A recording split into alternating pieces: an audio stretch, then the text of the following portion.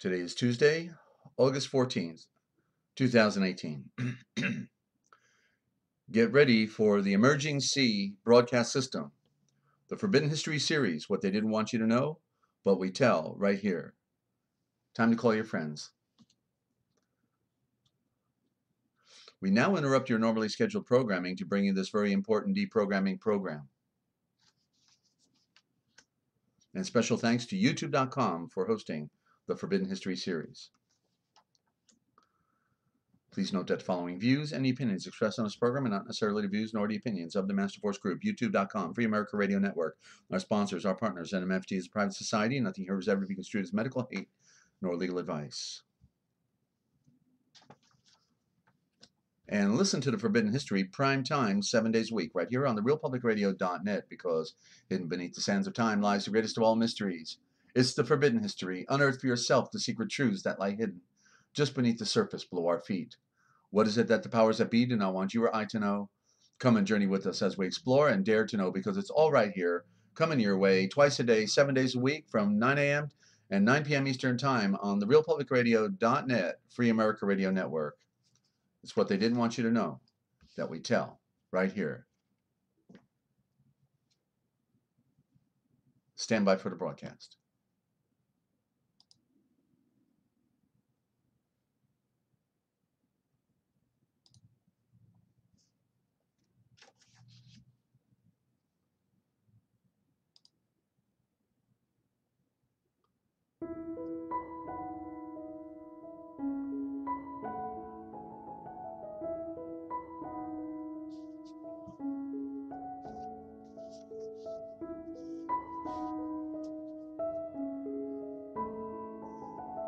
Hey, Shelley, good to have you.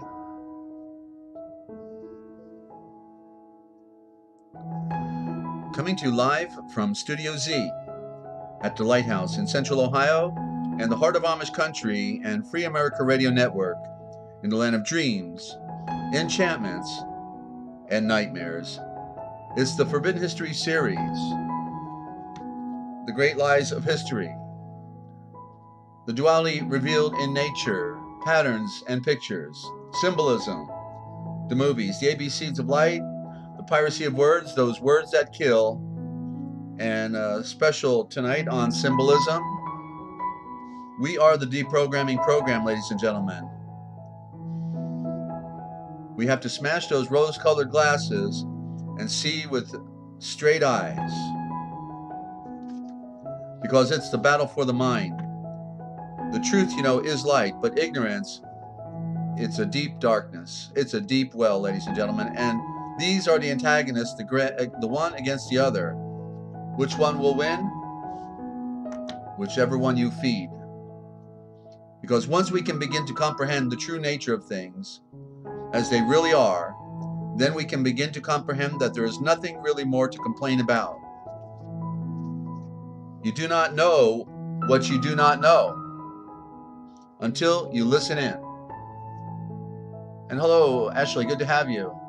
Oh, great. Thank you to Mew Mew, my favorite cat, one of them. And they also say, don't bore me with the facts, just give me the fiction. Are they kidding? Because they can't handle the truth. What do you think, ladies and gentlemen? Give me the fiction. But if you don't know where you're going, of course, then any road will get you there. And that's a rough way to go through this life, ladies and gentlemen, isn't it? For all of the things that the great civilizations can create, the only thing that they cannot create is light. It's a phony illusion to light, but they have no light. They're in the darkness. It's void, empty. There's nothing there. It's the grand illusion and the delusion. And the best way to identify the truth is to identify all of those great lies of history. Coming up next, because it takes a million lies to cover the first lie. And it's easier to lie to people than it is to convince them that they lied to. Whoa, that's about the hardest thing to ever do. Wouldn't you say, Sandra? Good to have you from down under. And welcome to the Forbidden History series, ladies and gentlemen. I am your host, Desert Owl, a bird who sees in the night, and want to welcome our new listeners to the broadcast here tonight and wherever in the future when you listen to this broadcast again. We're trying to make it a better world, but we have to start on the inside, because the truth is the only one we can really change is ourself. We cannot change the world. We may be able to save one body if we know the truth, if we know who we are, where we are, and why we are. And hello, Ninja. Good to have you. And right, it seems like something's not right in cyberspace, right? Just things aren't quite working out with the stream today, it seems like. And I can tell my stream is running lower. I don't know what that's all about. It's in the orange when it should be in the green. My OBS encoder is in the green, but I see I've got a stream. Okay, so like Shelly and Ashley and Sandra, what's the stream like? Are we most of you got a 10? Do you have a 10 being the best? What's the number for the broadcast right now as far as stream quality goes? Is there buffering? Are you hearing it okay? Give me a heads up. I'm just kind of curious before we get rolling here. Okay, and you know, I'm going to do a special read today about it's a metaphorical story that I wrote. It's very short. It's called the woman, the fiery magma. Yours is fine, Ashley. Thank you. Okay. And it's the fiery magma, the Iliad of the woman within the Odyssey of man. Okay. So okay, good. I'm glad we're pretty good on the audio. I don't think we are in Kansas anymore, Sandra. Okay, but as far as the stream, are you hearing the stream? Okay, right? I don't. Yeah, you've never been to Kansas, have you, Sandra? Come on, anymore. I used to live in Kansas. All right, and those are some rough winters out there. But okay, before I get going, because we have new listeners, and you're you know, some of you are tuning in for the first time and saying, okay, who's this bird brain desert owl? Let's you know, get a picture here. So I think what I'll do is I'll read you my opener that I've used on broadcast before. And yes means you're hearing okay. No, okay. Thank you very much. She's having fun, obviously. So I'm going to another screen right now. I won't be able to see your messages, and I'm going to read something that I wrote a few years back called The Signs of the Times, and give you a little scope on what I talk about, the preamble. In essence, I discuss the history of the world and how the unseen hand has been running it from the very beginning of time. Who are they, and how they have founded all of the first great civilizations that are found all around the world, the pyramid civilizations, about the giants, who they really were, and the ancient Aryan caste and slave systems, the priesthoods, the anti-gravity vimanas, the earth-based misnomered UFOs, which are all man-made, the control of all forms of communications, commerce, religion, mass media, pseudo-politics, etc. It is the grand deception that is used to control all of mankind, and all instituted through the three main religions of the world, in particular, used as their grand cover. Their cyber code has been revealed to me because I have become adept within the study of ancient alphabets, communications, symbolism, religion, custom, law, cosmology, cosmogony, and mythology, not to mention the fallacy of today's political science and pseudoscience in particular. Which one do you want to talk about? I can also define the true nature of their warfare, their shell game of bringing one civilization up for their temporary use and then taking it down for the next 500-year generational cycle, as symbolized by the classic phoenix. I discussed the ultimate in mind control and ancient art, and the financial control, the secret societies and their blood occult rituals, and how they wage wars throughout all time through the nations that they have created, which are all imaginations, plantations, and mere corporations.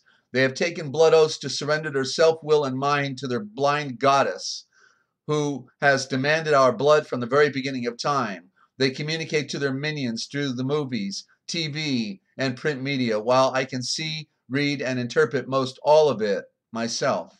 It all says that they are using us for our ingenuity, for our collective constructive labor. That's what makes commerce go round. For experimentation, and in the end, they intend to kill us all. They have given us full notice of what they are doing and what they fully intend to do, while all of the general population, the sheeple, They merely go there to be entertained. The New World Order is the old world order from the beginning of time.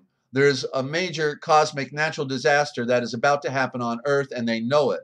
But they're cleverly leaving us out in the dark, hence the reason that they have built over 100 underground bases in America and plus hundreds more all around the world, while they are leaving all of the people to remain unprepared, uninformed, and above ground, so that when it comes, the mere 5% who will survive above ground will die from the weaknesses and disease that has been generated from all their poisons and toxins that they have been feeding us, from the chemtrails or the geoengineering aerosol spraying to fluoride in the water to tainted vaccines to fake food, frankenfood, so on and so on. They have enslaved us all by the clever means of deception, because we, most of all, are their cattle property, and because they merely wanted to harness our labor, what they always needed, slave, which is what backs most of the world's currency through the birth certificate. But they are all through with us now. It is written in stone, as it has and can be seen written in the Georgia Guidestones. To know the truth is to be empowered and to be prepared. We may not be able to stop what has been done and what is about to happen, ladies and gentlemen, but the innocent and the decent people on planet Earth deserve to know. Desert Owl, formerly the realpublicradio.net, still broadcasting today right here on youtube.com, and author of the Real Da Vinci Code Etymological Dictionary, and more to come. You can get a complete copy of the 300-page, 8.5 by 11 PDF version for any size donation. Okay, just go to therealpublicradio.net. You'll see the PayPal button there. Make your request. If you don't have the funny money, we'll get it to you anyway. And you can always call here at 608-566-7295. That's 608-566-7295. And the Skype in as at Free America Radio on Skype. Free America Radio, all one word. Still says in Kingsland, Georgia, although we are in Central Ohio, Millersburg. Okay, so there you go. A little scope on what I talk about. And good to have you, Rebecca. Hadn't seen you in a while. And just jumping back on my chat page here now, just noticing the chats keep going up, and I probably missed a few things here. So yeah, I'm wanted to share a little bit. You know, when Yeshua about symbolism, when Yeshua, he talked to those pharaohs, shame, more correct pronunciation. They were a shame on mankind that people actually act the way they did, not to mention the others as well, the priesthoods from all time, the most pathetic power trip I guess there ever is under the sun. He said to them, Yeshua said, the judgment has come for you, Pharaoh, shame, because you have hidden away the keys of knowledge, and you're not going in, nor are you letting anybody else go in. And that's the great irony. Let me just close my curtain here. Stand by. And I see that beautiful crescent moon up there. It was beautiful. The new moon came last night, and that crescent was just outstanding. And apparently, virtually all the planets are visible right now in the early night sky, and that was pointed out by Mr. MBB333 last night. He did a wonderful pic, a video of all those planets up there, and he named them as he showed them. It was amazing. So that'll be the only time we ever get to see that. And one more thing, hang on. And I hope you're all doing okay out there around the world. We've got people always going through stuff, and that's the way it's always going to be on planet Earth. We're always going through tough stuff, right? And we need to see mild conditions and less deaths, and people coming together to change the control over humanity. I wonder if they ever had a hug. No, they didn't have a hug. They got abused. That's what happened to them. And it's funny. I never got abused, but I don't remember ever having a hug. That's what's ironic about my life, how I came into the world. People that had their own self-interest, and that's a rough way to start out. But that's why I was able to identify with the great Spirit of life, the Holy Spirit, Yahweh, and our great Elohim, And so what are the symbols? What are the keys? What's that all about, right? And okay, Ashley, you just filmed the moon. It's super bright for such a skinny state. Yeah. Well, that's probably because of that reflector they got up there. But so the keys are in the primary element is the the alphabet. Those are the primary keys. We're told not to make idols and images, but we were allowed to make one image in particular, and that was of the alphabet. Because we are the image, we are the end product in creation, and everything came into being for our experience. Can you imagine? This entire universe was made so that we could have an experience and identify with our true nature, which is of a higher order, and then ultimately transcend this world. We're not animals. We're not of the earth. We're not of the dirt.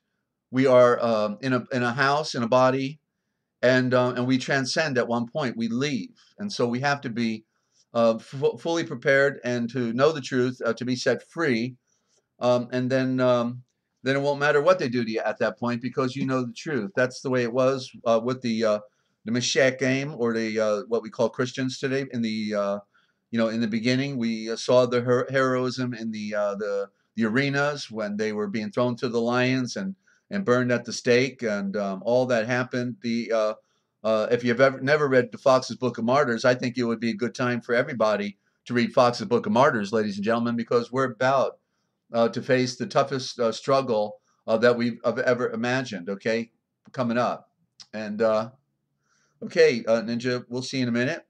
So I'm going to read something I wrote when I was facing the trial of my life. I read about a week and a half ago or so, losing track of time. But many of you heard me read a short 4-page snippet called Lisa Lore, and it was about my experience in incarceration against my will when I defended somebody's life, and then after defending somebody's life, I got beaten up by the system because they were the ones who arranged the situation that caused me to have to defend somebody's life. My radio sponsor, old enough to be my mother, like my mother, and a victim of violence, and I had to defend her life. I've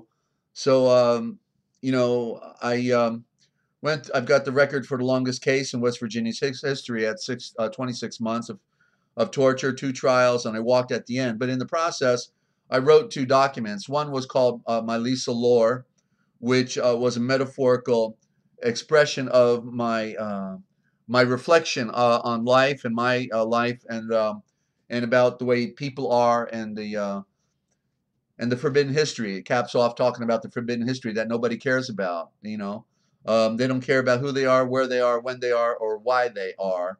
As long as they got their little iPhone and they got their little game, a sports game going to be on Sunday, as long as they got the things that mean the most to them, the beer, or whatever, the drugs, whatever drug they use, everything's okay with them.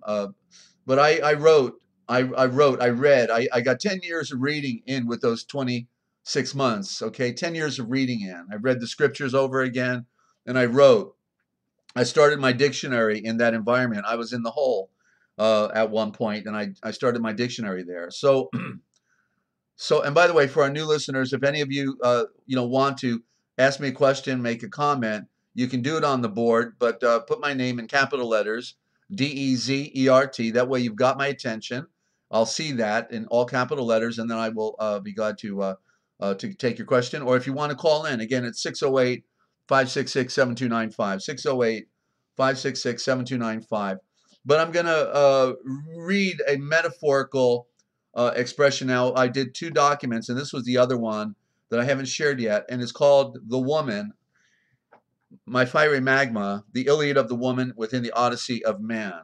Okay, and now I know I've got all your these ladies' attention here when it's about the woman, and because the woman, she got a bad rap throughout history, and it's part, you know, what's going on, because of the pure tradition never beat up on the woman. You know, the woman was held in high regard with a special symbolic nature that was very important, because she represents creation. Okay, and that's why you know, the woman has all the curves, right? Because she is um, you know, she represents nature, and that's why she wears all the colors, can wear a colorful dress. But a guy, you know, he's like the 2x4. He's just straight, and you know, wears plain clothes. You know, but the woman, you know, she's like, okay, she's a whole nother creature, and so it's rather interesting, the struggle that we've seen throughout history between man and woman, and then woman ultimately, you know, gets a bad rap, and it's through the priesthood. Okay, it is through priesthood and false traditions that this has occurred. Prejudice, in effect, you know, towards the woman, in you know, what we've seen, and we see it today, very big time in of course, in Islam. Geez, that they poor women, you know, are subjected to the greatest challenges in a tradition like that. We won't get into that here, but it's true, you know. And so what I was doing was, you know, because I saw the symbolic nature of the woman, and I wanted to capture it. I wanted to be able to express what the you know, this metaphor of the woman is. And so I finally was inspired at one point within this incarceration, because I've been preparing to write this literally probably for 5 or 6 years in my mind. I was waiting for the right moment when the inspiration comes. That's always how I write. I carry a pen and a notepad with me. Then all of a sudden it's flowing, and I got to, you know, I just got to start writing. I wrote a profound one in my truck one day behind my steering wheel while I'm unloading hazardous materials in my tanker, my 18-wheeler. And that's just how I did it. Was whenever the time came, boom, I got to write. And because I was trying to define everything. Okay, so this is the Iliad of the woman within the Odyssey of man, and it's based on metaphor and symbol. And so see if you can't follow along and get the pictures that are being expressed here, because we are symbols of a higher order. Okay, so we can look at life, but we can't unravel its eternal song with its rings and with its knots of joy and grief that are all so very deep and quietly laced together, deep within one constant theme of life, just one complete and eternal song. My lovely woman and beautiful seeker, oh, what are you seeking, and where are you going, as the sun shines down now upon you? And good day to you. Tell me, are you really a seeker? And if so, what is it that you are seeking? I can tell you that I am also a seeker, and I have been on an endless journey, having experienced all of those super unnatural and earthly pains of death. Yet I have experienced a love for all that is life as well, a life which is way beyond that bitter sea of that deep sea of every mortal man. It's bitter. Yeah, I have been a seeker for all of my life, in fact, as you will see, not just seeking for some type of phantasm, a temporary satisfaction or thrill, but I look for all of those higher meanings and principles in life. I have been a loner while standing upon an island in one giant ocean among the many islands of men. But the mass of men, they are not seeking anything, you see. They actually think that they have already received their prize, that is called life, or what I call la veya. I have gone into the way that is far, far over the rainbow, yeah. I have ventured on into that other side, which is within another higher world. This is where I dwell, within a most sacred forest of cedar wood, where the higher wind speaks so very softly, and all within a pure voice, where the night is as soft as velvet, and we are those stars that we can see in the night, so deep in the night in our sight. It is a place where all of those dark and nourishing clouds take on the many never-ending forms, a place where a seeker may find that which seems can be so very hard to find. For those who are still standing in the fall, I am fortunate in that I have found my pure gold. It is standing here at the end of my rainbow, but it is of quite an unusual nature, in that it is more precious than that of mineral gold. There are many passions that now speak to me, for sure, but they are all sound, since it is that there are many passions that now speak to me, since it is that they are all founded upon the most basic and sensible of reasons, but all within a higher principle, and with a clear comprehension which continues becoming your closest friend. You are never alone in this forest, then, when it is that this love has captured you. I do know that what I am seeking, my beautiful seeker, and it is nothing short of the entire universe itself, reaching from one end of the cosmos to the other, my inheritance within a dominion that reaches from the greatest of heights to the greatest and deepest of depths, from the brightest of vision in ultraviolet light to the softest of sounds, where I can hear the whisper of my own silent eternity flowing. The sun and the moon, they are both now standing in my hands, and they speak to me about the other land, another world up on in the higher plane, which is right here among us. They speak to me about the endless journey that I am on and that you are on, and they are now pointing the way in every direction. Yeah, I am a slave to the call, but I am no longer a slave unto myself. I now take on the many endless forms found within nature, and I have even become a metaphor unto myself. I am now in the fire, a place where only a few would dare to go, and since it is only for the pure in heart, but I do trust my Father's word, since my heaven does speak to me, and I know exactly where I am. This is the place where I am supposed to be, obviously, in a prison for meeting my ultimate test, this end. Actually, I wasn't in prison. I was in the regional jail when I wrote this. Hello, Lou. Good to have you. I don't know any self-pity. No tears will I be shedding on my own behalf.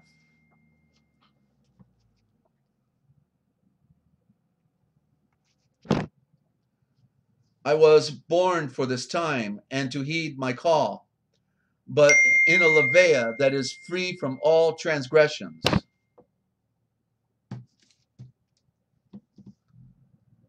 Sorry about that. This stage was set such a long, long time ago, way before I took my first early breath. I am now following my great Father's lead. There is nothing out there for me to fear. There is nothing specific that now must be done, since the work has already been finished even from the very beginning of time, while now I enter into his sacred rest. Found within all of these are found the very seeds of life, Levea. I climbed the tallest rugged mountain a long, long time ago, 3 miles high, into the clouds, because I was seeking. I was seeking my ancient light. Yes, I took the ultimate challenge and the ultimate call in this life, to touch the face of my great Father, his everlasting face of infinity. So from that moment on, I began to see the all, but not as others saw, did I see. I have been called out to walk upon the water, while while the other people of the world, they live in the depths of the greatest and deepest bitter sea. No, they can't even swim, so it seems. Now ordained by the author of love, one can go through all of the most ancient but sacred purification rites. Then properly applied, you too can be set free. I am not speaking about the outside, but on the inside. The outside, it is nothing. It is not real, only temporary. There is nothing outside. The reality can only be found deep within.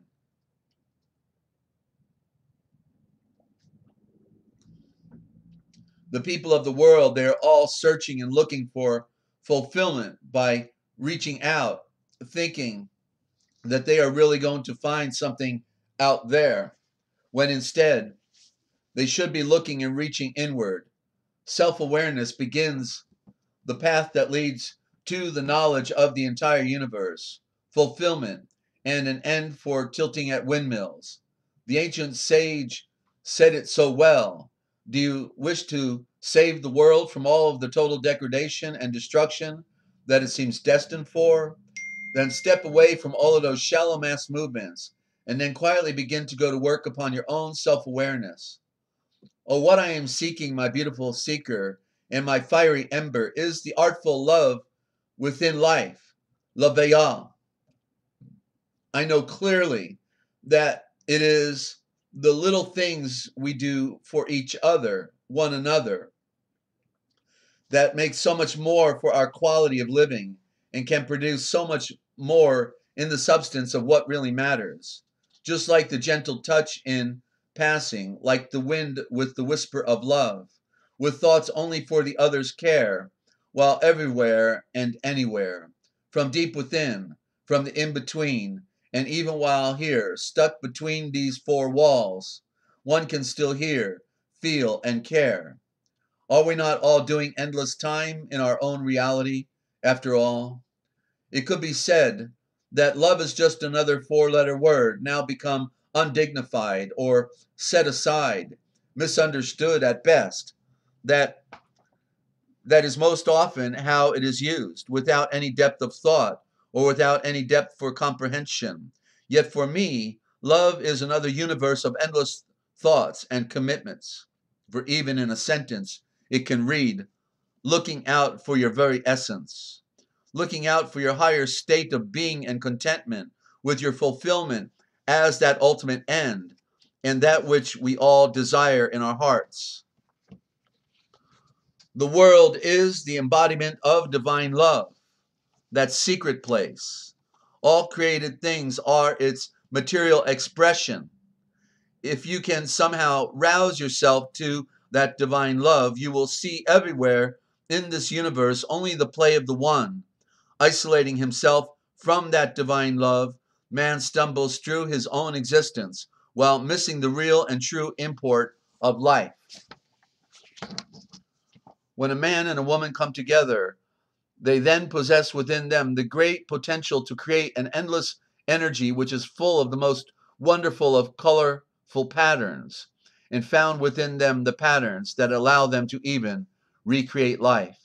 The people of today, they don't even comprehend or realize that our very own outer fabric, our bodies, they are in all actuality the very symbols of the universe and of the great Olafheim, of the sun, the moon, and of the earth, and of the stars.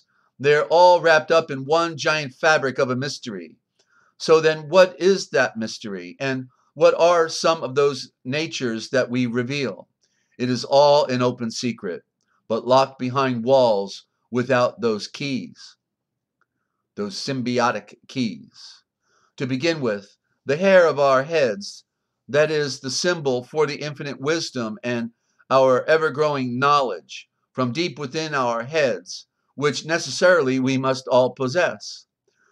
Some seem to think that we are merely evolved animals by our design and nature, when in reality, that is not at all correct.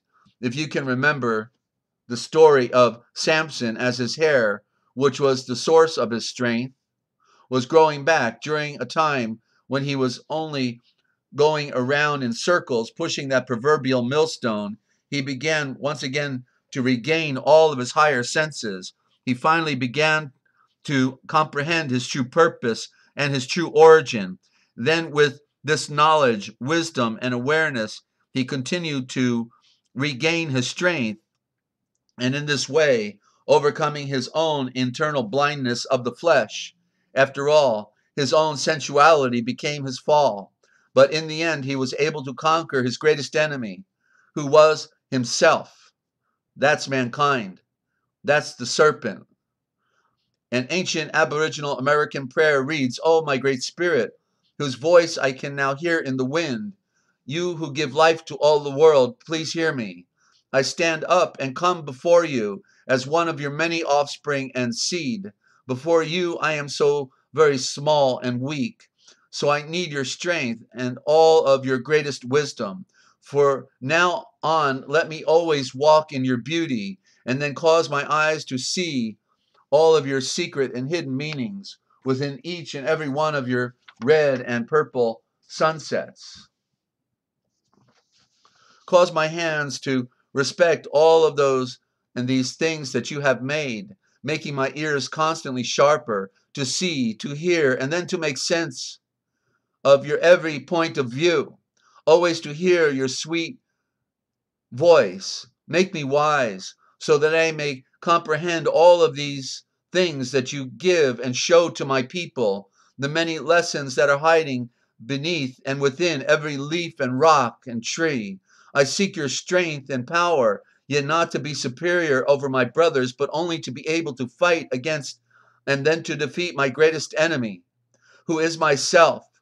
Cause me now and always to be ready to come to you, but only with clean hands and with straight eyes, all within a pure life, so that when this life begins to fade, just as it is with your fading red and purple sunset, then my spirit will be able to come to you and without any regret or shame.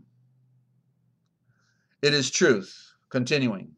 And that was all passed down generationally by hand sign language, ladies and gentlemen, for your information. Let me just turn on my air conditioner. I'll be right back.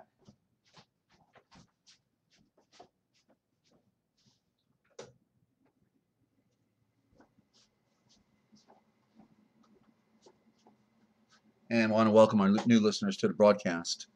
This is my fiery magma, the woman. It is truth that when we see each other's face, we are all in actuality looking into and then greeting the face of our own infinity, the image, symbolic of our divinity, which is also our symbol for the sun. This is one way, the primary way, that we can see and then greet the very face of our great and invisible Father of light, who is our root and our first love. So we must regard each other then in that most sacred of light, since we are all in reality spiritual creatures of a higher, pure order. Now that woman, my beautiful seeker, her head is the primary symbol for the moon, who is that most ancient of lights, having been on a starstruck transcendent flight throughout all of time and space. She is that symbol of and remnant of an ancient star that has used up its own external strength and resource of energy, but all for a higher purpose and all for a great mystery, having to do with that primary and first perfect order of life. So now, this weaker light, who is that woman, must choose to rely upon the sun, who is symbolically and primordially the man, my dear seeker. His power was prepared and destined to give her strength and warmth and light, she having then become the reflection of the man, since woman is the reflection of the man, and moon is the reflection of the sun, as woman came out of the man. So the man and the woman then, they are in reality, they are one and become one again, just as it is on a higher plane, even before time began, in what is now a true cycle for life, la Vea, the true reflections of the sun, and they're both needed together in order to create life. The earth then must be one mysterious bridal chamber, where the sun and the moon, they make love, bringing forth all of these endless forms that we can see, hear, and touch. To go further, the woman's breasts, they are those beautiful symbols that of that ancient fiery volcano from which we all had originally come through our first parent, the fiery magma, the blood clot, the blood of the earth. For when most misinterpret that Adam, the dam, our first natural father had merely come from red dirt or clay, he in reality had come from the deep, red-hot, purified volcanic magma of the salts and minerals from deep within the center and heart of our mother, Earth. Mother is the same word as matter. This is our own unnatural homeland, another ancient star which is only half dead. That is why that as soon as a baby is born, it turns around immediately to its mother's breast. The natural inclination which creates a symbolic metaphor, a turning back to that very symbol through which we were originally first formed. Now this is the same reason and inclination for the natural inclination in man to want to nurse upon the woman's breast within their natural act of making love. The woman is symbolically the mother of all living, a symbol for all of those beautiful manifestations and creations of the earth and of the entire universe as well. So there is a supernatural force that is pulling upon man, just like the invisible force that keeps the planets in orbit, with an inner instinct or mechanism which is telling him that this is the road for the journey back. Just as our purpose then, it is to go back to our place of origin. But on the supernatural plane, it is our spirit that leads us back down the road to the place from where we have all come. But man, he is still sleeping. For even in the word breast itself, you will find the very word east, which is the entrance for our sun, the light for reason, the symbol for truth, the very entrance for our garden, the Gan, the entrance that let the spirit, the light, and the serpent, which takes on the many endless forms, yet all ordained by our great Father of light. For the man, then, the woman's breasts are a nourishment for the mind, an inspiration. But in the symbolic and metaphorical sense, the woman is the conveyance for inspiration. Now, if man could only see all of these things, just as the breasts provide a nourishment for a tiny baby's life. A woman's body is, by her very form, a symbol of the earth and of the cosmos. And the earth is then nourishing us by leading us on towards that ultimate La Veya, eternity, in a day without end. This is the reason why we must all nurse, that is, isolate ourselves at times, to be still, and then to meditate upon everything that we see in order to fully comprehend our own purpose and our proper place within this great universe. The earth is speaking out to us, and this is also how the woman speaks to a man. She is compelling. This is also why she was called first thought and the judgment of man. But all of this can only be received through our own simplicity, through our own honesty, purity, sacrifice, and surrender for the truth. The woman is a helpmate for man, was created in a special, unique form, designed to be an inspiration. That's the helpmate for helping the man transcend. Now we all need to feed upon some of that milk, a milk for life. But what about the man? His head is the symbol for the sun.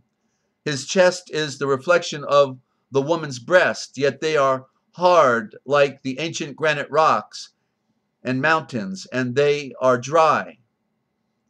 This is because they stand as the old landmarks of those most ancient volcanoes that have died so long ago that we can no longer see, now become those giant mountain peaks which speak about our Ancient of Days, about the infiniteness of time, and all about our ancient great Father who has always been there and is here, who is always ready to help any natural people of his, and who always, always cares.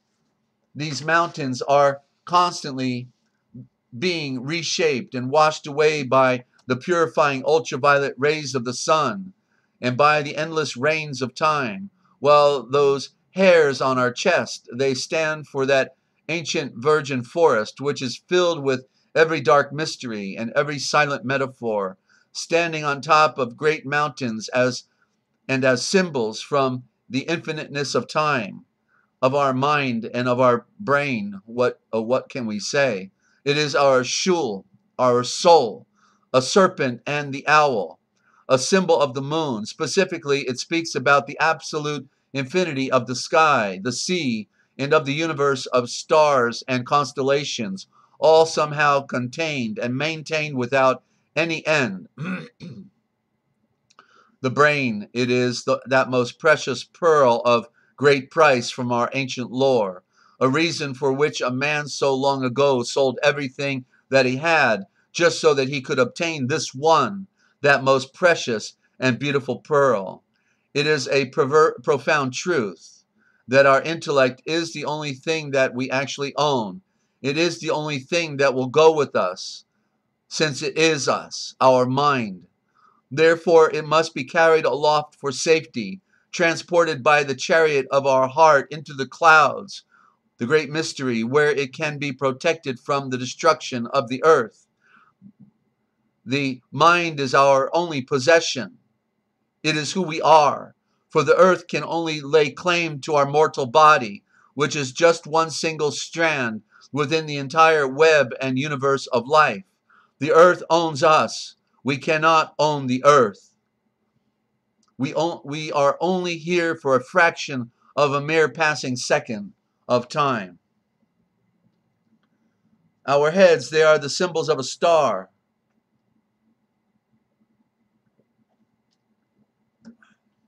A sun beaming out reflections, sitting like some sacred monuments upon the pillars of our neck. Our necks, which give us our voice, which provides us with the support for our natural maintenance while on the earth. For our attempt in making a justification in this life, which is our lower death, or what is known as the death, in this lower world of matter. We are in the grave. This dark world is only a shadow of the real world, which is in the light. Lazarus, come forth. The pupils of our eyes, they are the sun and moon, which are standing in a perfect and total eclipse. The moon is standing right before the sun, as it then reveals all of those ultra highlights and colors in our eyes, colors of the sky, of the earth, of the moon, and of the sea. It is symbolically a man and a woman standing together while facing each other, gazing into each other's eyes, revealing all of their secret depths of the heart and of the mind, with nowhere else to hide. The total eclipse of a man and a woman is their total and complete honesty towards one another, which is then expressed by a kiss on the lips. A total and full eclipse. So when the sun and moon come together, as with a man and a woman, it creates a supernatural focus, which speaks about perfection, just as it did 2,000 years ago on that great and terrible day of the Lord. A day that shook the heavens and the earth, a day when everything changed, a day when time it stood still forever, in a day without end. So standing before our eyes then, there always remains these symbols of a primordial sacrifice, all in a calling out into a higher and supernatural world, into a state of being that is all found within a pure and honest judgment of one's own self. To continue, a man and a woman standing before each other with their torsos exposed are then revealing their own secret symbols of the garden, which is expressed expressly by their hidden pubic hair. But man has long forgot the hidden meaning of these tokens, and it is man who cannot even see that he is right here now and at this very moment still standing within our ancient and proverbial garden. They took away our knowledge. They, Adam and Eve, did not leave their only fortifying oasis, that is their only home that they had within this cosmic ocean, their land.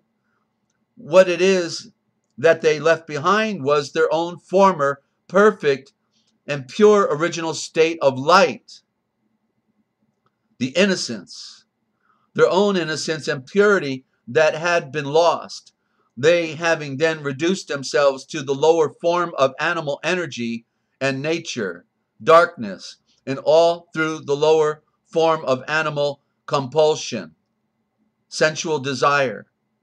This was and is the fall, the forsaking of reason for one's own self-gratification at any cost. It is now the paradise that was lost, now the paradise that is to be found. So it is that when a man and woman, they now come together, they are reflecting upon the return, a return that is trying to rise above the fallen state of man. Symbolically, they are attempting to go back into that former perfect and original state of paradisia, of paradise and nirvana, as they perform a very mysterious ritual in their own secret and alchemic act of making love, attempting once again to go back to their root, in order to become once again as one. The preference then being a life in that perfect state of being, a form of ecstasy in an altered state, as at the first, something primordial as it was in their first state of perfection, without any other needs, in a time and in a place that exists before the fall. May I now go on and speak about the phallus, which is nothing else but the serpent in one of its many aspects in symbolic form. The phallus, who was and is that serpent who was lurking in this garden within the tree of life, that serpent and that tree of life in the tree of knowledge too, who was and is man. That serpent who was now guarding the fruit, which held up that seed in the fruit of that tree and root, who was and is man, Adam, creation. This was the first mortal Adam who told the woman, "Trust me, you won't really die." This was just like the man in his lower natural state within this cosmological game that was so cleverly being played out. So once Keva, that is Eve, comprehended that she could create endless generations in their own image upon the earth, all through the power that was hiding within her. She represented the tree of life and the tree of knowledge, causing them to then become creators. Just like the Olafheim, who had created them, that she would then become wise and knowledgeable, perpetuating themselves without any end, and considering the natural drive of hormonal complexities, which was built and then working within their own blind and sensual flesh, and considering their innocence, she then became very understandably, irresistibly tempted, and all by that serpent who was of a very unique form and who was and is the man. Yes, Adam could comprehend as well that hiding deep within them was that very purpose and the power to become as numerous as the Olafheim in the sky, those shining lights and flickering stars up there, way up there in that great sea of night, the cosmic sea. The power then to create generations of men without any end. But as soon as their deed was done, they then both comprehended the reality and the true nature of their own fallen state, that they were in reality incomplete creatures, intellectually and physically as well. They were also without hope for any further tranquility, in that they comprehended that they had no way for a return from their own lower state of being. Locked they were in a primordial hell. Just as man and woman are the symbols of the Olafheim, the moons, the stars and the planets and the sun, so too was the fall of man and woman symbolic of the greater fall of all cosmic matter, the atom, both male and female, a light energy which then became in the end stardust. For within them, that is, within their flesh, had been pre-established all of the seeds of their own deficiency and of the fall. It was a plan that was preordained and that was carried out to its full purpose by its very own design. So then the man, he blamed the woman. And then the woman, she blamed that serpent, Ahem, who was and is the man. And this very exact same cycle, battle, struggle, game, and weakness has been going on over and over ever since. Man and woman are constantly at war and blaming each other, but it is because they really can't see the root cause within the flesh. It is the blindness of an entire world, all within one giant lie. The world is nothing but one giant lie, a complete lie. So don't be fooled anymore. All of the answers in life, if one is looking for them, they are all so very simple and easy to find. That is, if we choose to live a simple life and to follow all of the higher and natural laws that have been ordained for us from the very beginning of time. But man, the blood of the earth, he is constantly trying to rationalize the world, yet he is doing it without its author and without any of the true, correct, and pure knowledge that comes from and is based upon his real and actual origin and about the fallen state of man. Therefore, never comprehending correctly his own dilemma, nor any of the root cause for all of his own problems. Why live for a day when we have within us the potential to live for eternity in a day without end? The fault was not the woman, nor was it in the man per se, but in the actuality, it was their very fall into the flesh that was the problem. The dense matter, the illusion. This was the deficiency. This was and has been their own lower state of being, which became the becoming of matter. Woman, the judgment of man. Woman, who is the symbol of matter, the mother of all living, the epic of all sensuality. So this is the reason why the great Father provided a way so that the flesh could be crucified, putting back the dominance of the mind over the flesh, reason over the animal compulsion. Yet the lower creature had to come first in order to provide a means of conveyance, a body, a bodhi, which is a house for pure judgment, and of the mind, which brings us then to that perfect man, the perfect state of being. Be ye therefore perfect. Would a father ask his son to do something that he could not do? This is why we must all leave our lower earth, the bodhi, metaphysically, and then transcend into our infinite haven of the mind in a higher world.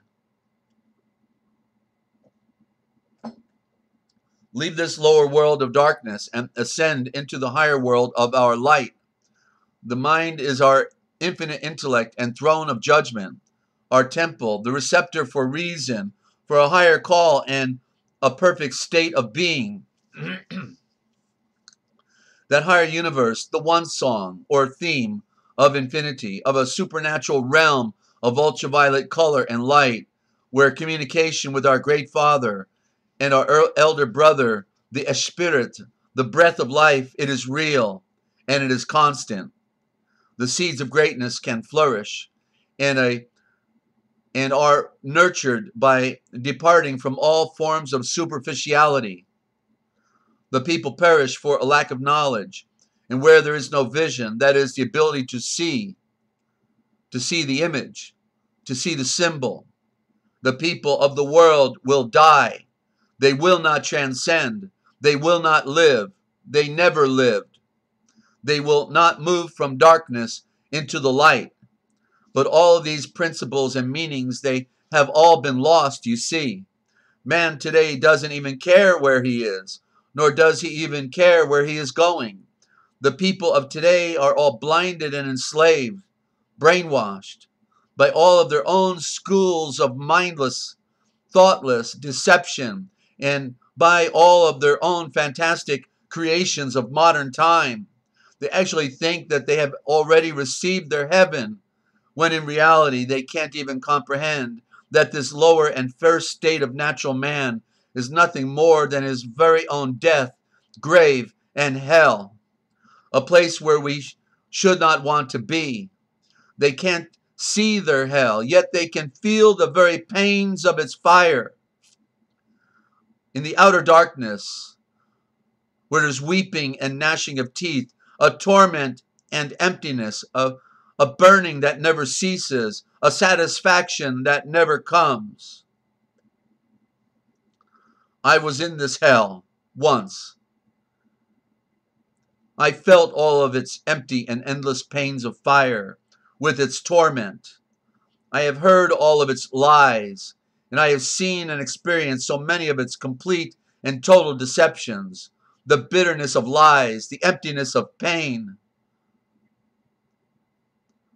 But once you have tasted that pure, sacred, anointed wine, the true wine from the sun, and that sweet golden blossom honey, the one eye, you can never go back to that old vinegar of wine gone sour, since going back would be twice, no, at least 7 times more the hell in not holding on to what you know to be true, to go back and live a lie, to keep lying to yourself.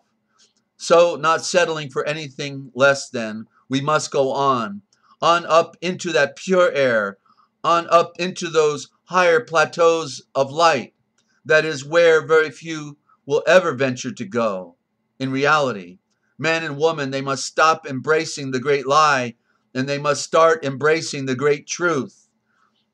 There, I have now presented for you just some of the keys for unlocking one's very own door, the symbiotic keys to their very own universe and into the universe of the mind. These keys, they have always been available to everyone, and our one day here is oh so very short. Yet the keys, they can only be used by those who know the way. For the dedicated, for the pure in heart, it is also so very important to comprehend that one must be in full control at all times, in every instance, in every one of their own thoughts, since it is true that when one is no longer in control of their own thoughts, then they are no longer in control of their own emotions. And once one is no longer in control of their own emotions, then they are no longer in control of their own actions, which are all found centered in the flesh. And once one is no longer in control of their own actions, which are centered in the flesh, then they are no longer in control of their own life, which is just one grain of sand in our cosmic reality. Life is all too important not to see this. One grain of sand standing upon the shores of a silent eternity, within a world that is floating within one giant cosmic universe of stars and moons, all centered around this floating infinite sea of planets. In it, the hapless observer who doesn't even care will be washed away one day very soon by all of those endless waves, beating upon the shores within this infinite sea of time. In what a waste that will be. There are so many people who seek, my beautiful seeker, but they don't even know what it is that they are looking for. Some say that they do, but then it is quite evident by their fallen state that they really do not. Now, how about you? For me, I am climbing that same rugged mountain that I climbed some 40 years ago, and I do know what season it is. Do you know what season it is? For me, in life, that is, in La Vea, there isn't any more time for any fooling around. That is, wasting of time. This La Vea, this quality of life and living, it is a fantastic journey of wonders. and it is so full of promise that's worth keeping. In truth, when I first climbed that mountain, I received an anointing for the truth, and my eyes were opened, and that light that is found within me has led me all along down this path.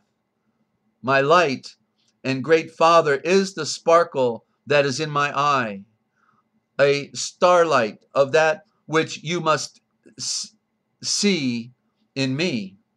But now that woman, in wonder of complex beauty, that counterpart of man, well, she is indeed that spice for this Levea, and has been designed as an inspirational help for the man in reaching for all of his cosmic dream. She is that embellishment for all of Levea, for all of life, the woman, the earth, the tree of knowledge, the tree of life, a fruit of mortality, possessing deep within it all of the seeds of immortality. And a true freeman, is one who is free from sin, one who is free from all worry and fear, free from need, and full of compassion.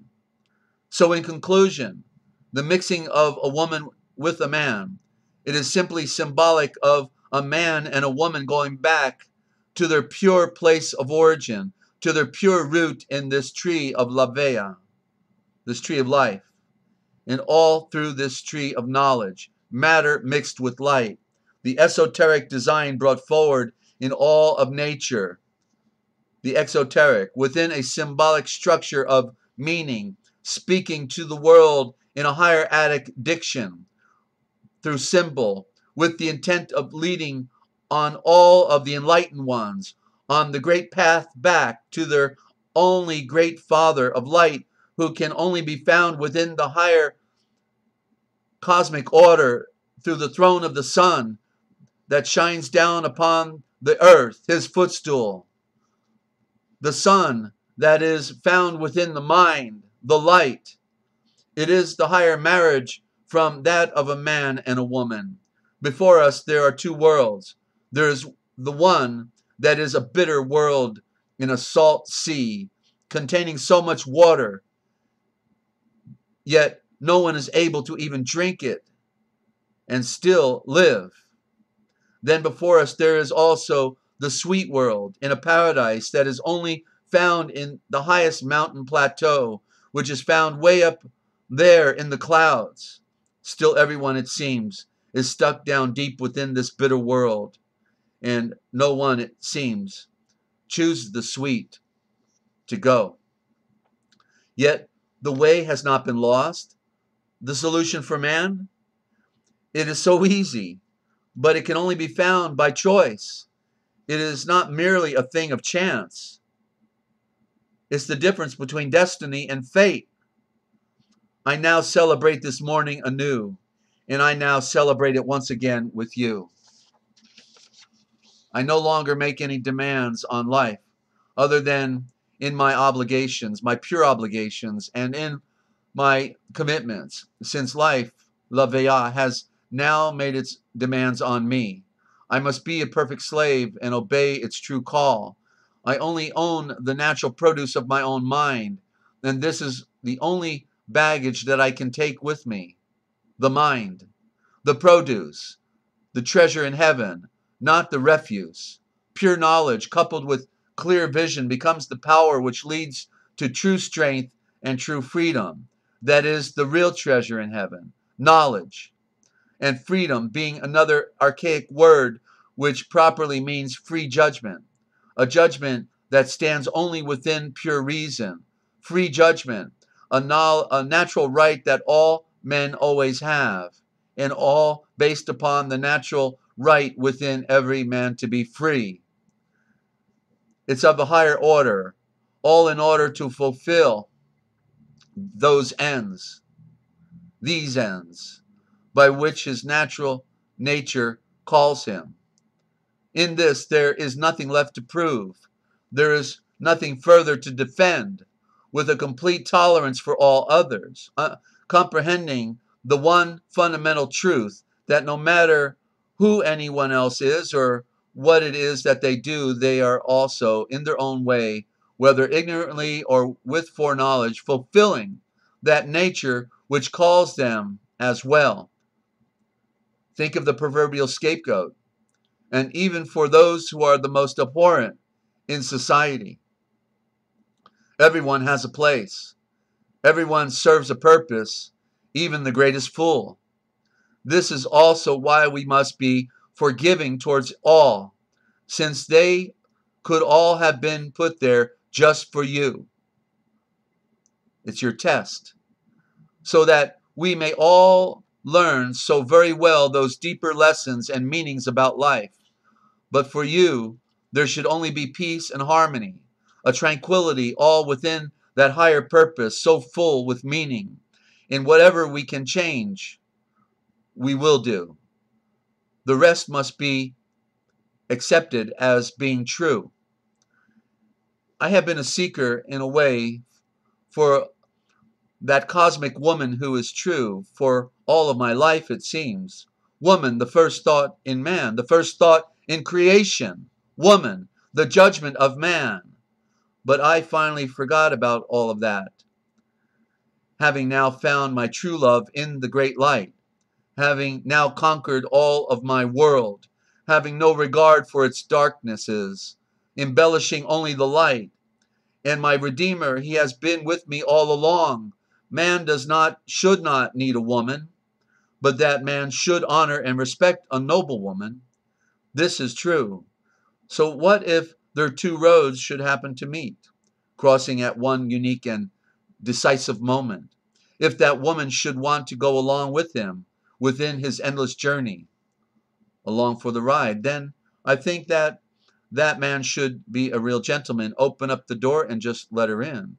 A true friend sharpens a true friend, just like the tempered steel puts a razor's edge upon another piece of steel.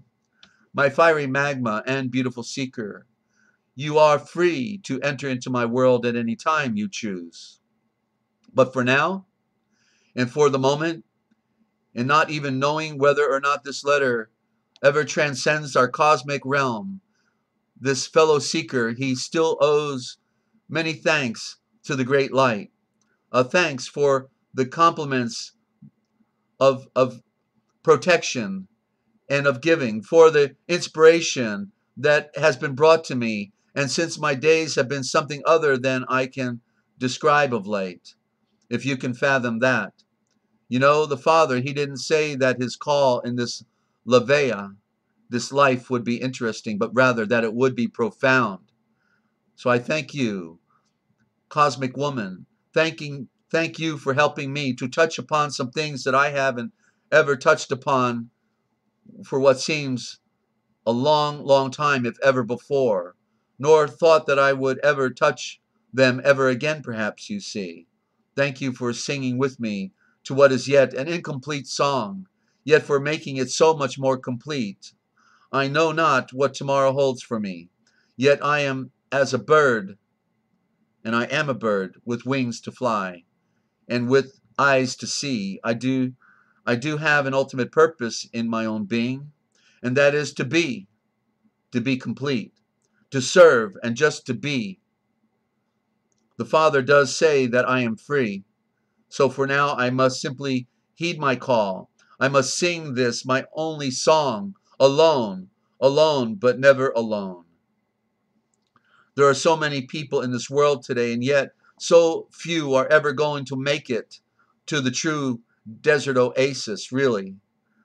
But as the mind perceives a thing to be, so it can be, and so then that it is.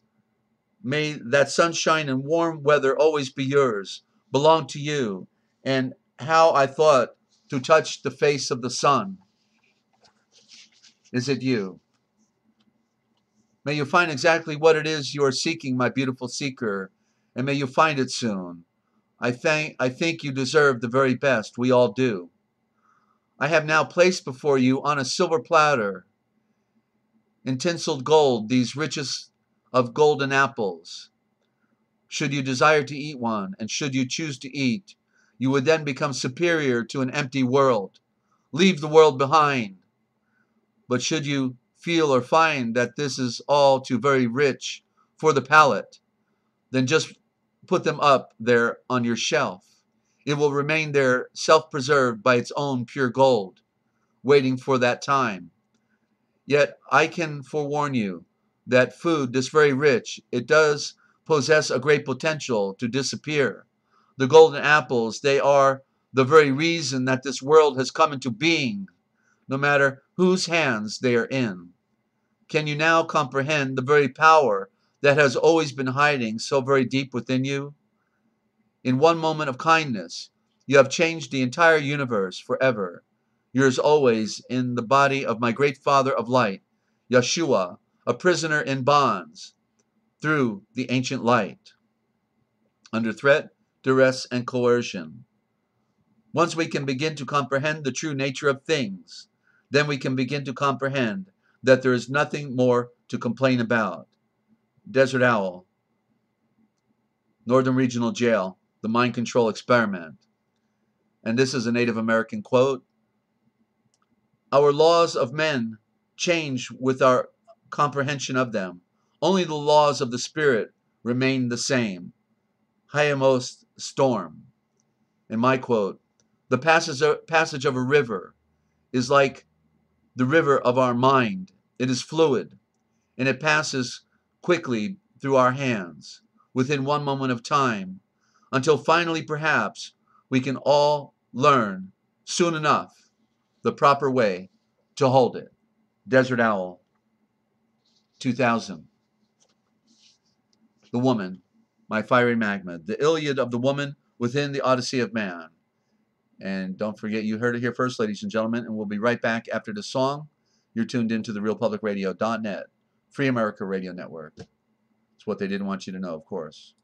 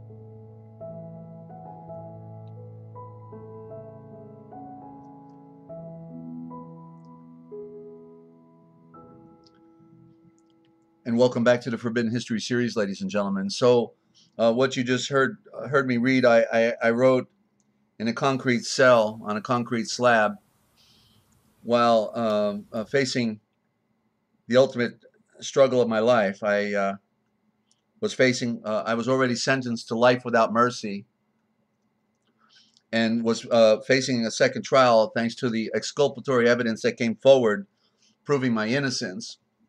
And so I was never transferred to prison, and they started the the road to the second trial. And so I wrote this, and what I haven't read this in so long, and then I saw right here on the next to the last page how Yeshua makes us prophetic. It's a bad word. It's not, the word prophet. I don't use that because it's not the correct word. It's navigator, to navigate.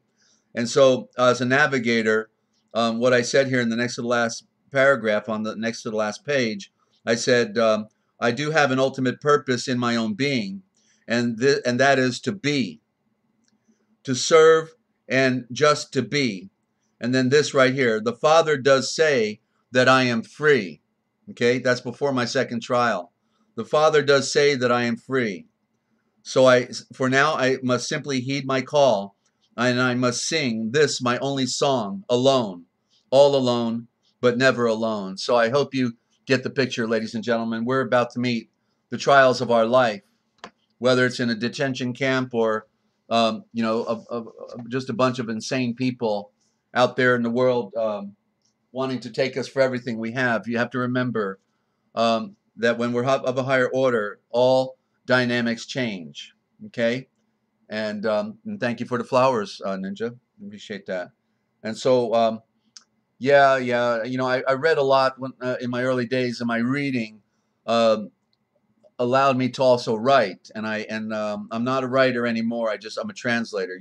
But back then, before I was a translator, I was a writer, and writing about the deep things that I was seeing. Trying to make sense out of an interesting world filled with symbols and expressions, and at the same time, lots of pain and lots of struggle.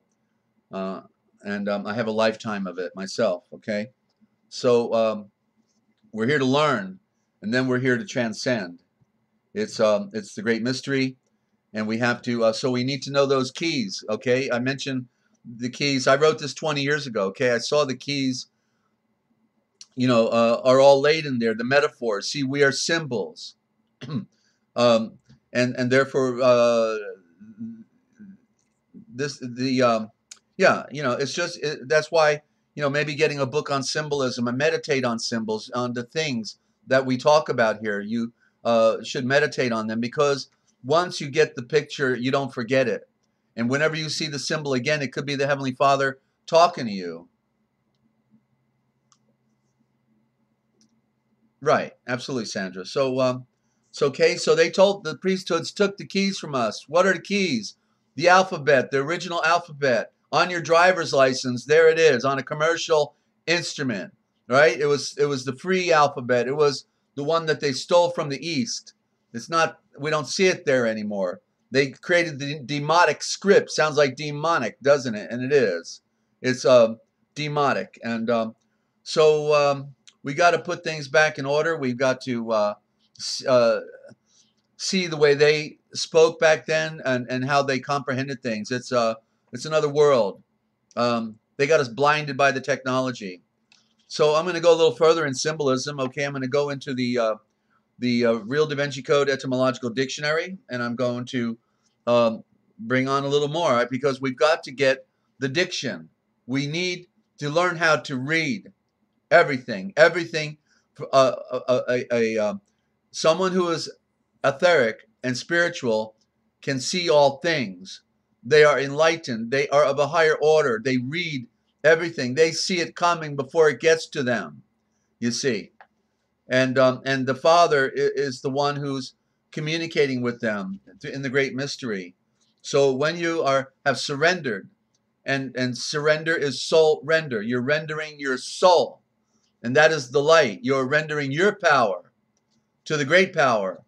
And then in that soul render, then you're used by the great breath of the wind and fire. It's an exciting adventure of serving, of of, the miracles, like when they came out of Mitzrayim, the great miracles that happened when they left Mitzrayim, falsely called Egypt. And so we're learning the truth that that's not being told anywhere. Where are these things being taught? Tell me. There are some wonderful people out there definitely talking about words and symbols. I'm not the only one, but based on the Indo-Germanic mother tongue, I don't know anyone else that's out there, that's doing that, taking it all the way back to the beginning, because that's where we got to go, to the beginning. So here's in the first part of the Real Da Vinci Code etymological dictionary. An etymologist, Burning East Wind, of a translator, Shofar, the non-spoken word publications. Let me just take a sip here.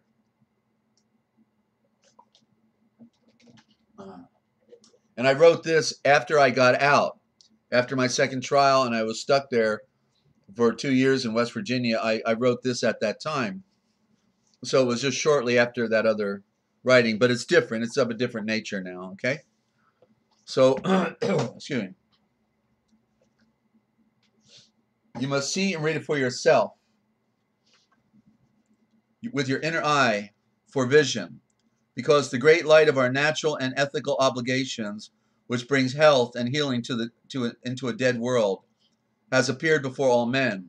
And this pure way changes the outer obligations of rules and regulations into an inner surrender for perfect truth and peace within a perfect man. It is good when the river runs wide and when the river runs deep, because in this is where we can find the peace before our mortal passing, as we greet the great eternal sea. This is the place where one world is just as two worlds, and a place where two worlds are just as one world.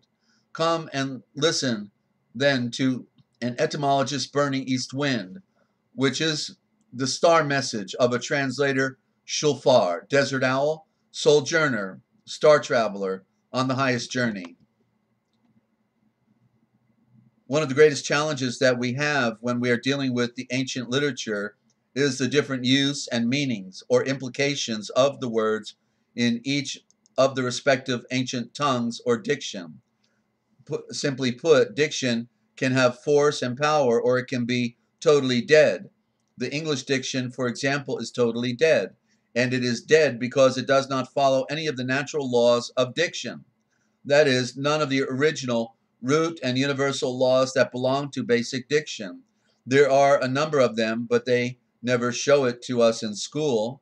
The most basic law in diction is that all diction is supposed to sound as it appears, since one sound for one letter. Since the English diction is made up of many different tongues, and it is also controlled and engineered and bastardized diction that is not simple, nor does it follow any of the required fundamental rules of diction.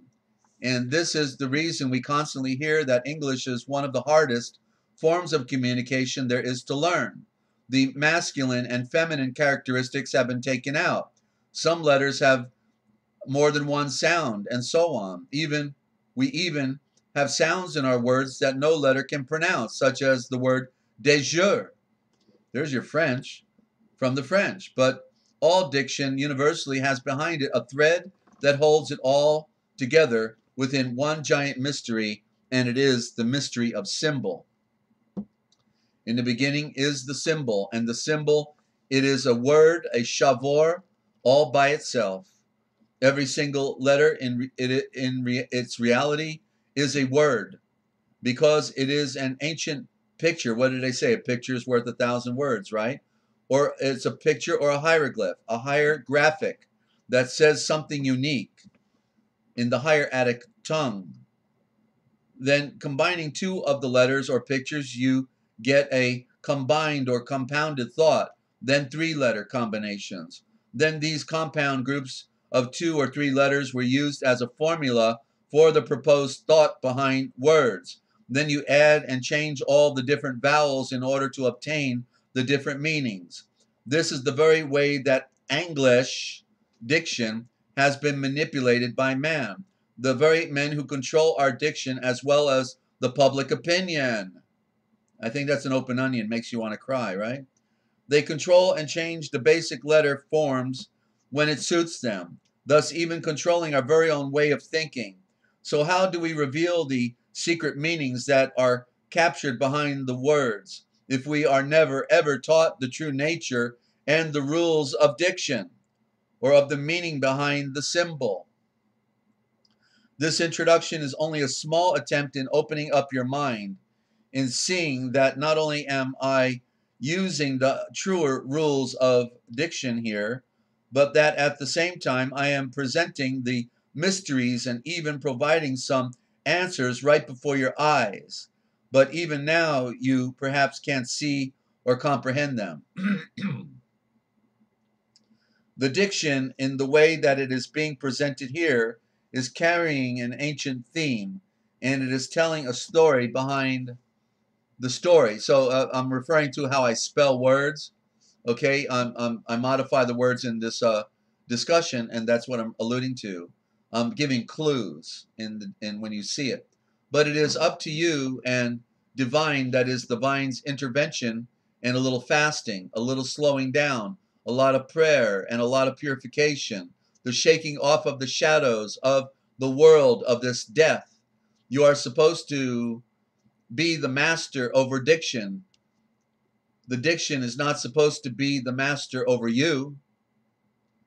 To just give you one more example of the problem that we have in translation or transliteration and going from one tongue to another, let's look at English and compare it to Syriac Aramaic, the root of the Indo-Germanic diction. The Aramaic diction presents an imagery uncommon to the Western mind, but well known to the minds of the East. Aramaic was the lingua franca, or the common diction of the Persian Empire, which stretched from the Mediterranean to the Great Wall of China for more than 1,000 years before and after the birth of Yeshua. The Aramaic diction is unlike most all other forms of diction on the earth, partly because of its antiquity, and declares no exact place of beginning. Of course, it was breathed into Adam, and nor does it appear to have ever gone through any evolutionary period, and this is due in part to its purity of metaphor and in its use of symbol in nature. It is as if it sprang into life fully measured and fully grown. Note this is because it was actually handed directly to Adam when it was breathed into him. An Easterner speaking Aramaic could walk 1,000 miles and communicate with everybody he met in any direction. 2,000 miles. Carried upon the imagery of Aramaic, the Zoroastrian religion grew up to its full flower. It is the diction of most all of the legates or the followers of Yeshua in the Christian tradition. It is the diction of Yeshua. Its phonetics are also the diction of Muhammad and the Quran. Its symbols appear upon the bricks lying in Iraq, in the plain near Babylon, which are thought to be the building blocks of the Tower of Babel. And it is, of course, the diction of the famous Dead Sea Scrolls. Its imagery and capacity for communicating the subtleties of spirituality after this record of use and of endurance cannot be dispelled. However, its difficulty of comprehension for Western intelligence is extremely great. Perhaps this difficulty underlies the fact so poetically paraphrased by Kipling: East is East, and West is West, and never the twain shall meet. Well, now through the Original Thought Transliteration Project, ladies and gentlemen, that is no longer true. Okay, and that's where I left off. I never finished it. What I was writing there in the book.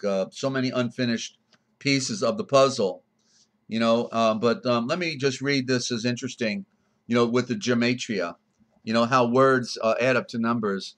It would be better. It's in the Real Da Vinci Code Etymological Dictionary, so you can find it. But it shows the A system of the alphabet with numbers. A equals 1 and 1,000. B equals 2. C equals 3. And then starting with J, we get 10 and then 11.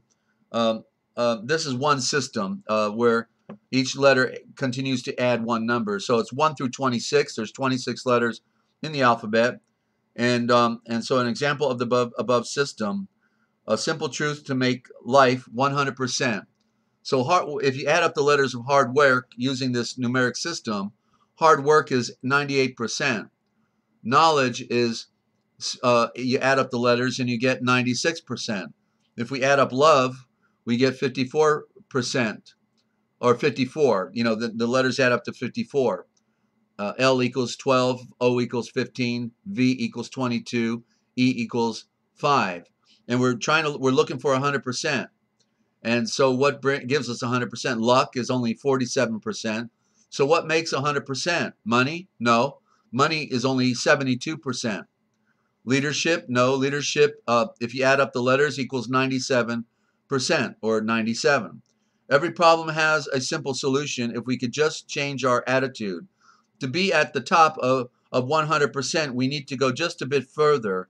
It's all about attitude. There you go. Attitude adds up. Each letter adds up and comes up to 100. That's 100%. So it's our very attitude towards life and our work that can make life 100% complete. Attitude is everything. Change your attitude and change your life. Yet the most important element for us all is the love of God. When you add up the letters in the love of God, you actually get 101%. It simply all adds up. So go figure, ladies and gentlemen. And special thanks to Oracle for the above example. Okay, so that's the Real Da Vinci Code Etymological Dictionary. Hope you've got a copy. Any size donation, we'll get it to you. Go to therealpublicradio.net, and the PayPal button is there. And if you don't have any money at all, you're not able to do anything electronically, just call us and we'll get it to you. Okay, so happy to do that. And now we're winding down here, and we are. What happened to my OBS decoder? Hang on. And want to welcome any new friends that are listening in.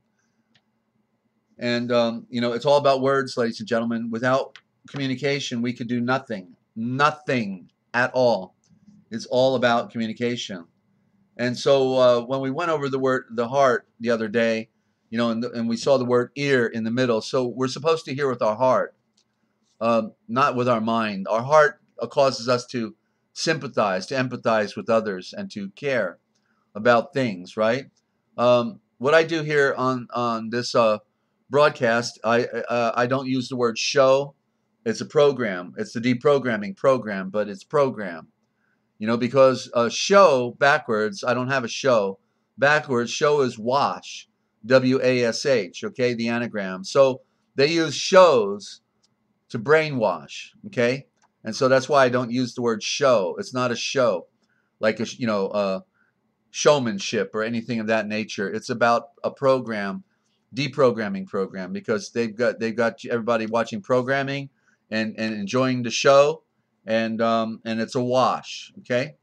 And so we're into the piracy of words, and we have Magna Carta, or the Magna Charta.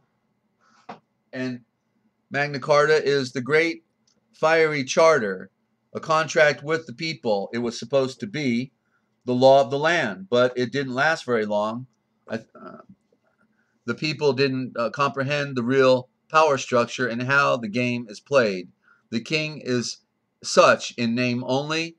So see Magna, see dropping the illusions and plotting a course back to the stars, and by the one who made it all, Yeshua. Man, that's an interesting word. Man is an interesting word. In Old English, it means criminal and sinner. Okay, so it's like that word nice. You know, we don't want to say you're very nice, because it means simple-minded or other things. And man in the Talmud means worse than criminal and sinner. So let's see what we got here. Man, one, Hindu, for one who has his eyes closed. So there's man, one who has his eyes closed, from Hindu. Two, in Babylonian Masonic Jerusalem Talmud, it says We, man, are criminals and sinners and worse. Same in Old English. I guess we are actually not very nice people then. I think that sizes things up pretty well, because we are either blind as a race and criminal to boot. I guess unless you have had your eyes opened. See, mud, Talmud, sin, MN, the root, man in the moon, the moon, D-moon. Can't you see anything clear? Clear the mud from your eyes and look. Okay, are we having fun yet? Yeah. They say, right? Okay. And then man with two N's after it, as it is in the German. German for a star. Well, it looks like there's hope yet. You just need to add another N to man and bring back the knowledge of one nature within the duality of the great mystery. See, German seed of a star? No wonder they're so arrogant. That's what they claim anyway, but the truth is you can't be the seed of a star as a primitive, as the promise was given to Abraham, and he wasn't a ham. Brahim means the breath of the many. Okay, so yeah, I had put a little bit of a sarcasm in this book I was writing because of I've been doing this for too long, as you know, ladies and gentlemen, and it's a sad world that they spoon fed us their papal bull, and have brainwashed everybody, and nobody's in reality. Everybody is under the spell, and the spell has everything to do with words. Maritime. I guess they're having a merry time because they got everything on the Admiralty Sea, in an emerging sea, and they're having a merry time. That's maritime, for them at least, while they're having a party and a part of you. See, abandoned ship, all roads don't lead to Rome, but all roads do lead to India. And Rome was the Roman, and that was the romance. And Enoch, lost books of Adam and Eve. Marriage. A marriage is the mirage. It's French, because we don't stay on this world very long. And see, holy matrimony, whose money is it anyway when nothing is real? And Masonic, oh, love that word, literally means the mother's sons of darkness. See, shonek, moral, liars, and a whole lot more. And masthead will do one more page here. Masthead, the letterhead, the mast is on the ship, and also on the letter, used for when you're wanting to write that ship of state, but I don't think it will go very far with not enough wind in your sails. That's SALES or SAILS. You have to have a sail. You need some wind. I get confused sometimes. See, mast, mother mast, starhead, matrix. Matrix, 1, mother. 2, literally the mother's tricks. 3, cyber code for the mother's 3 spheres. Sun, earth, and moon. See the movie? Neo was a Jesuit. Zion was underground. Media, a weapon of mass distraction. An anagram for India. That's right. Just change the M into an N. They're sister letters, and you get India. Geez, another one that I forgot about. Let me highlight that. Okay. Remember the rules of diction, ladies and gentlemen. You control the words. You're getting all the keys right here. Media is a code for India, and I forgot that. See Nicomedia on the crossroads from the east to the west, and there in the middle you get comedy in the middle of the word. It means the secret media. Nico means secret, and they were controlling things like a gatekeeper. See also secret media with comedy in the middle. The west was being run from that central hub when Constantine the Great, not so great, took power in Constantinople, Turkey. Mein Kampf. Oh, that's a book I almost read but didn't have the time for. Written by a Jesuit for Hitler. I actually have the Jesuit's name, but not right here. Yeah, Hitler sounds like a Hittite liar. And have that Jesuit's name, but just do a Google search and you'll find it. Don't forget, it's all an open secret. See why the Catholic priest was always standing at the top of the ditch while standing with the Nazi soldiers who were shooting the people in the ditch. I always thought that was rather interesting. Why the priest wasn't in the ditch? Why didn't the priest go down in the ditch and get shot with those people, right? And say, wait a minute, what's going on here? No, he was blessing them. That's right, blasting them, blessing them, because we're no longer needed anymore. It was the depopulation program and mind control. Mind control, a term not found in dictionaries. Go to my friend Stephen Jacobson's website, get both of his classic CDs, and support a real American, www.mindcontrolinamerica.com. Over 100 government mind control operations ongoing in America right now. The great experiment today. For approximately 3 million Americans are under direct mind control, 2 to 3 million, and influence. And everyone else is under another spell to some degree. See MK Ultra, Operation Paperclip, Project Monarch, World War II, SS Nazis, all brought to America, Skull and Bones, Walt Disney, go back to sleep now. And mistake, 1, no it wasn't. 2, first thing that should come to mind when you're being dragged into a courtroom. 3, bring up that issue as appropriate with knowledge. 4, mistake stops everything, a fundamental principle of law. See, not gonna mistake any, take it, I'm not going to mistake it anymore. Money, the moon eye, or the eye of the moon. See, penny, the fin eye, the fish eye, original thought. Okay, and we'll tag the page right there. And got another word I got to work on now, India, which is media. I couldn't get over it. See, I told you media, or India, is hiding everywhere, ladies and gentlemen, and it keeps coming up. In other words, it's an open secret, but of course they're not telling you, and so you have to get the picture for yourself, because they're not going to point the finger at themselves and say, hey, do you see who I am? You see what I'm doing to you? You get where it's going from? That's why in the Freemasonry, the woman's part of Freemasonry is called the Eastern Star. Well, where does the star rise? Up in India first, in the east, before it comes into the west. And that's our mother who gave us our bread. That's what Adonai, which was converted into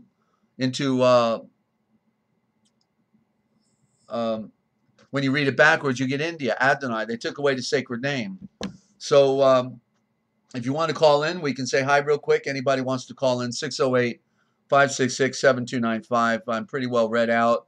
And I just wanted to do something a little different tonight. I wanted to share a little bit more of my Odyssey, and also try to get you into symbolism and a little bit more, and and to just digress a little bit. But we'll be back on page in the morning with our reading and also discussion. Okay, it's a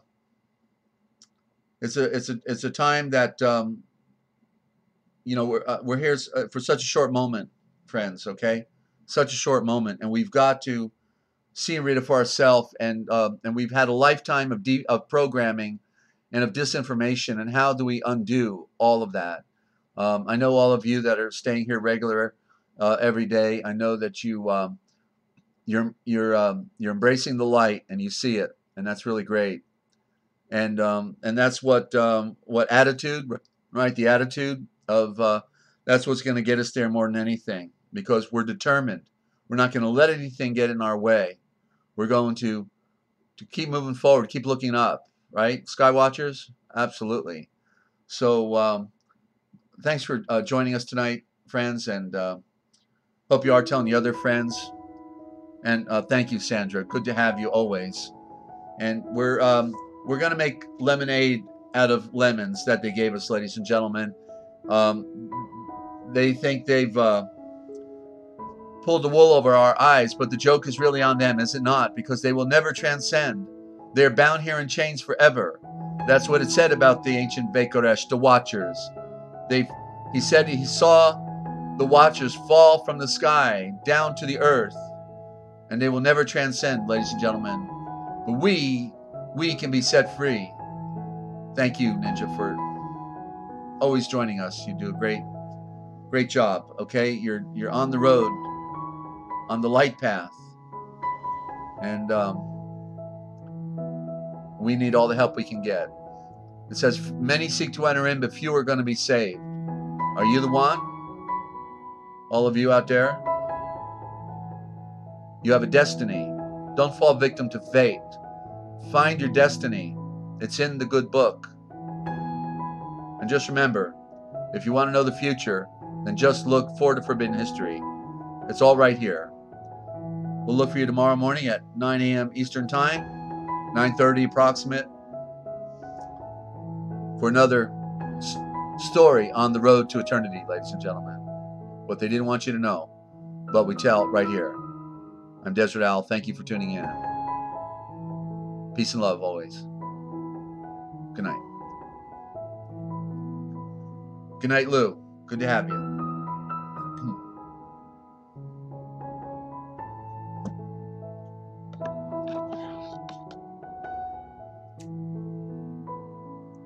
That's what we need, Sandra, a miracle in all of our lives.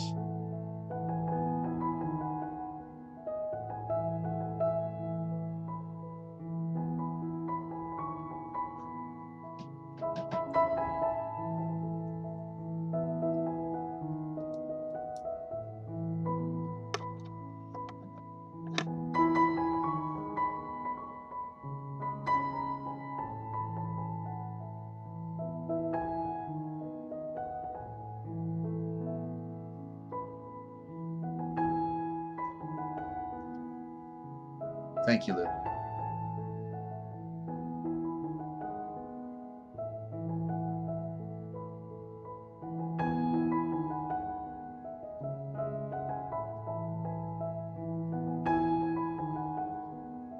You too.